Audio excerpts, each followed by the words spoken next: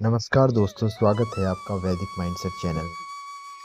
आपने पिछले अंक में कुछ सवाल आप लोगों के थे, जिसमें से 2 सवाल हम लेते हैं। पहला कि ग्रह हमारे जीवन को कैसे प्रभावित करते हैं और दूसरा हम अपनी कर्मों के बंधनों को कैसे काट सकते हैं। आज के वीडियो में इन दोनों प्रश्नों का हम वैदिक उत्तर आपको देंगे। सो ध्यान से सुनिए, क्योंकि ये वीडियो भाग्य नहीं, चेतना बदलने के लिए है। पहला प्रश्न, क्या ग्रह हमें नियंत्रित करते हैं या ग्रह हमारे जीवन को कैसे प्रभावित करते हैं?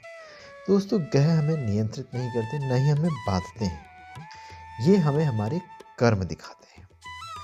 वैदिक सिद्धांत कहता है कि ना मैं करता हूँ ना मैं भोगता हूँ, मैं केवल साक्षी हूँ। ये ग्रहों की स्थिति, ग्रहों की दशाएं, ये सब हमारे पूर्व जन्मों के कर्मों के फल के सूचक हैं। अगर ग्रह ही सब कुछ तय करते तो मानव जीवन में पुरुषार्थ, साधना, उपासना, मोक्ष का कोई अर्थ ही नहीं होता। इसलिए ग्रह केवल दर्पण है, जिसमें हम अपने कर्मों के चेहरे को देखकर फिर आगे पुरुषार्थ, साधना इत्यादि उपाय कर कर उसको बदल भी सकते हैं। हम केवल प्रारब्ध पर जीवित रहें, ऐसा मनुष्य का जीवन नहीं है। तो ग्रहों के आज हम आपको वास्तविक वैदिक स्वरूप से परिचय कराते हैं, ताकि आप इन ग्रहों को एक डर की तरह न समझकर इनके वास्तविक उद्देश्य को समझें। हमारे वैदिक ज्योतिष में 9 ग्रह हैं, जिसमें सूर्य, चंद्र, मंगल, बुध, बृहस्पति, शुक्र, शनि, राहु और केतु। सबसे पहला ग्रह है सूर्य। सूर्य आत्मा जगदस्य। सूर्य जगत की आत्मा है। तो सूर्य आपको ये बताता है कि आप कौन हैं। आत्मसम्मान, आपका नेतृत्व क्षमता, आपके जीवन का उद्देश्य, ये सब सूर्य से डिपेंड करता है। अगर सूर्य आपकी कुंडली में कमजोर है तो आप में आत्मविश्वास की कमी होगी, आप में आत्मसम्मान के प्रति लड़ने की वो क्षमता नहीं होगी। और ये पिता का भी कारक है। अन्य कई कारक भी ये ज्योतिष में होते हैं, लेकिन सूर्य का जो प्रमुख कारक वैदिक ज्योतिष में माना गया वो आत्मा का, आत्मविश्वास का भी ये प्रतीक है। चंद्रमा मनसो जाता। चंद्रमा मन का स्वामी है, अंतर मन का हमारे स्वामी है। मन में जो विचार, भाव, शांति, अशांति, ये चंद्रमा से निर्भर करता है। चंद्रमा अगर कमजोर है तो आपके अंदर भय, चिंता, तनाव, भावनात्मक असंतुलन की स्थिति हो सकती है। इसीलिए ध्यान, मौन, जप, ये चंद्रमा को शांत करने के उपाय हैं।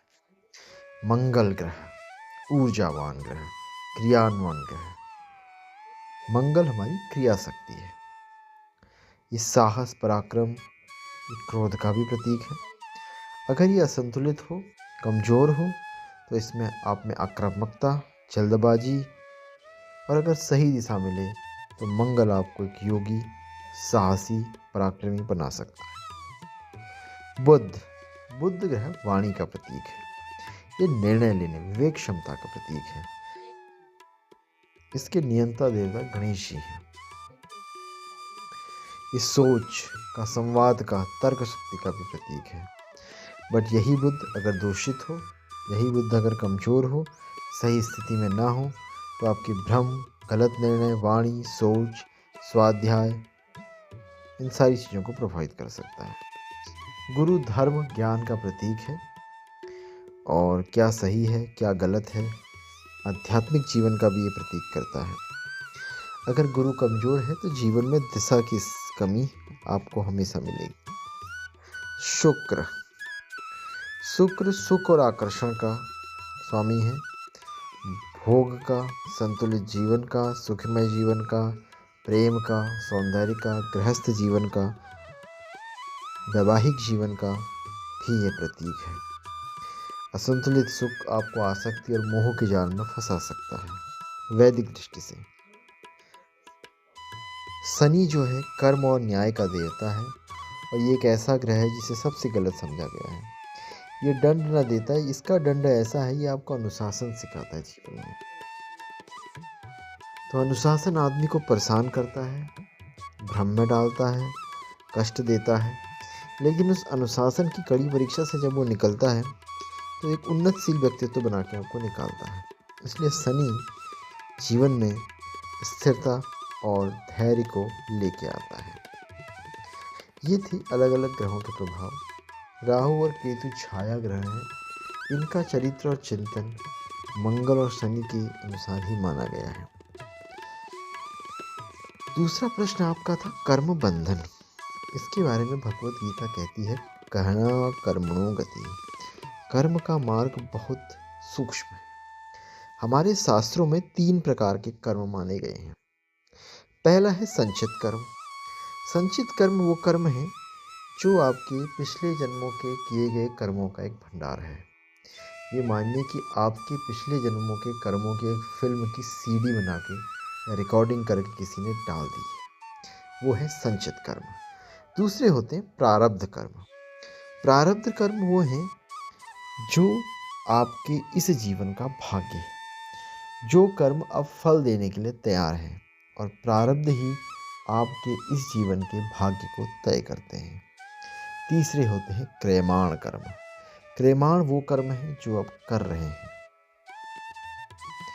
प्रारब्ध कर्म आपका भाग्य जरूर दिखाते हैं, लेकिन जो वर्तमान कर्म है उससे आपका भविष्य बदलता है।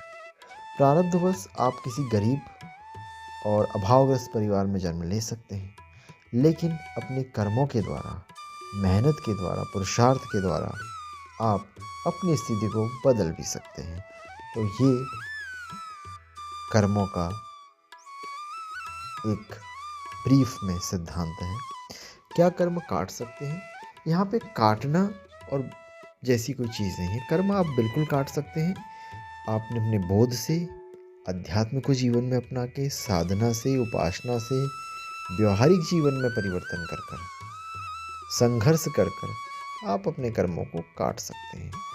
लेकिन कर्म आपको बंधन में न डालें, इसके लिए गीता में 3 चीज़ों का बड़ा महत्व है। पहला है कर्म योग, जिसका बहुत फेमस श्लोक है, कर्मण्येवाधिकारस्ते मा फलेषु कदाचन मा कर्मफल हेतुर्भुर्मा ये संगोत्व कर्मणि। जब आप कर्म के फल को छोड़कर कर्म करते हैं, उसमें आसक्त हुए बिना कर्म करते हैं और अपने को कर्म फल का हेतु न मानते हुए कर्म करते हैं, तो वो किया गया कर्म आपको बंधन में नहीं डालता है। भक्ति योग कहता है कि जब आप अपने कर्म को ईश्वर को समर्पित करते हैं तो आपके अंदर कर्ता भाव समाप्त हो जाता है। तो ऐसा कर्म भी आपको बंधन में नहीं डालता है। तीसरा है ज्ञान योग। जब आपको बोध आ जाए, आत्मबोध आ जाए, ज्ञान आ जाए, और ये ज्ञान आ जाए कि मैं कर्ता नहीं हूँ, मैं केवल साक्षी हूँ। जो भी मेरे साथ भौतिक स्तर पे जीवन पे हो रहा है, मैं उसका साक्षी हूँ, मैं वो नहीं हूँ। जैसे मैं शरीर नहीं हूँ, मैं मन नहीं हूँ, मैं भावनाएं नहीं हूँ, बट मैं इन सब का साक्षी हूँ। ये साक्षी भाव जब आता है तो कर्म का बंधन ढीला पड़ने लग जाता है, और इसी से व्यक्ति जीवन मुक्ति और मोक्ष की ओर जाता है। और एक महत्वपूर्ण बात यह है कि जो गीता में भी आती है, मन ही मनुष्याणां कारणस्य बंधन मोक्षः। इन सब में चिंतन का बड़ा महत्व है, मन का बड़ा महत्व है, क्योंकि मन ही आपको भटकाता है। और ये मन ही मनुष्याणां कारणस्य बंधन मोक्षः, आपके कर्मों के बंधन का और उससे मुक्ति का जो मूल कारण है वो मन ही है। इसे गीता में बनाया गया है कि इंद्रियों का स्वामी यही है। तो ये कर्म के चक्र को बताने के लिए ही ज्योतिष है, और ये आपको भविष्य बताने के लिए नहीं है, ये आपको जागृत करने के लिए है। जैसे एक ब्लड रिपोर्ट आपको बताती है कि आपके शरीर की क्या स्थिति है, वैसे ही ज्योतिष आपको बताता है कि आपके सूक्ष्म शरीर की क्या स्थिति है, आपके कारण शरीर की क्या स्थिति है। और वो जो बने हैं वो आपके पूर्व जन्म के प्रारब्ध के कारण बने हैं, और उसको बदलने की शक्ति मानव जीवन में है। वो आप कर्म, भक्ति और ज्ञान के द्वारा उसमें परिवर्तन कर सकते हैं। तो दोस्तों, ये था आज का अंक, जिसमें हमने प्रयास किया कि आपके 2 प्रश्नों के उत्तर हम दें। एक तो कर्म बंधन से मुक्त कैसे हों, और दूसरा ग्रहों का मानव जीवन पर क्या प्रभाव पड़ता है। आशा करता हूँ कि आपको ये वीडियो पसंद आया होगा। अगर ये वीडियो आपके मन को छू गया है तो इसे शेयर कीजिए और हमारे वैदिक माइंडसेट चैनल को सब्सक्राइब कीजिए और कमेंट कीजिए कि आपको ये वीडियो कैसा लगा और अगला वीडियो आपको किस विषय पे चाहिए। धन्यवाद।